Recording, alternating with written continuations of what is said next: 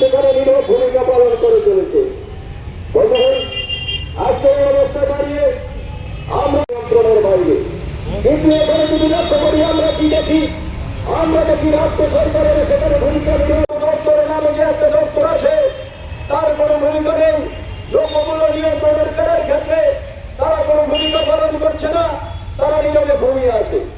আজকে এই শহরের মধ্যে যারা অটো চালান, যারা টমটম চালান, তাদের তো জীবন যাপন আরো করুণ করে তুলেছে এই রাজ্যের পরিবহন দপ্তর।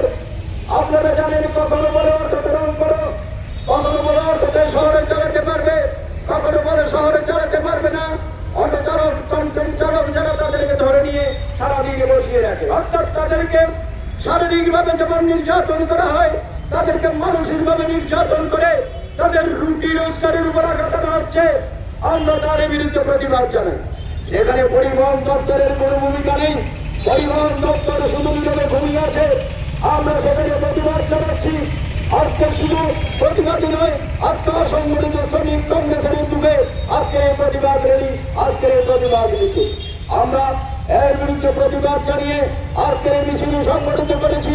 এই সমস্যা শুধু কংগ্রেসের সমস্যা নয়, এই সমস্যা শুধু কংগ্রেসের সমস্যা নয়, এই সমস্যা হচ্ছে সমস্ত ভারতবর্ষের মানুষের সমস্যা, এই সমস্যা হচ্ছে গণতন্ত্রপ্রিয় মানুষের সমস্যা।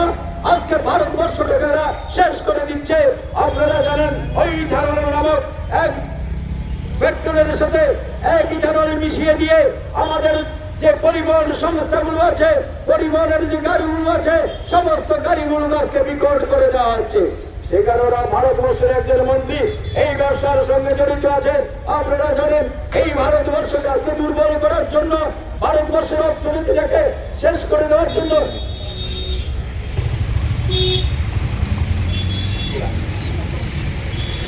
রাজ্যের অর্থমন্ত্রী, মাননীয় অর্থমন্ত্রীকে আমরা আবেদন জানাবো, আজকে রাজ্যের মধ্যে যে একটা মোনার্চির অবস্থা সৃষ্টি হয়েছে, এই মোনার্চির বিরুদ্ধে দ্রব্যমূল্য স্বাভাবিকভাবে যেখানে বেড়ে যাচ্ছে তার বিরুদ্ধে আমরা প্রতিবাদ জানাচ্ছি। আমরা প্রতিবাদ জানাচ্ছি অনন্ত বিলম্বে এর বিভক্ত ব্যবস্থা নেওয়ার জন্য।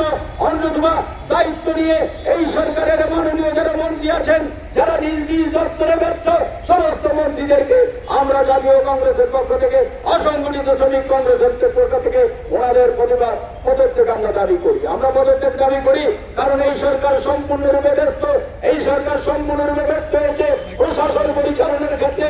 মানুষের দ্রব্যমূল্য নিয়ন্ত্রণ থেকে শুরু করে, রাজ্যের আইন শৃঙ্খলা থেকে শুরু করে, গণতান্ত্রিক মজবুতিগুলিকে সাধারণ থেকে শুরু করে সমস্ত ক্ষেত্রে এই সরকার সম্পূর্ণরূপে ব্যর্থ হয়েছে। আমরা অসংগঠিত শ্রমিকের কংগ্রেসের পক্ষ থেকে তার বিরুদ্ধে তীব্র প্রতিবাদ জানাচ্ছি। এই ব্যর্থতার বিরুদ্ধে চলুন বন্ধু, চলুন আগামী দিন এই সারা ভারতবর্ষের সঙ্গে, যেখানে ভারতবর্ষে আজকে দেখতে পাচ্ছেন ভারতবর্ষের যুব সম্প্রদায়, ভারতবর্ষের ছাত্র সম্প্রদায় আজকে যেখানে ভারতবর্ষকে আন্দোলনমুখী করে তুলেছে, ভারতবর্ষকে আজকে যেখানে প্রতিবাদে মুখর করে তুলেছে, এই ত্রিপুরা রাজ্য আমরা গণতন্ত্র প্রিয় মানুষের কাছে বিনম্র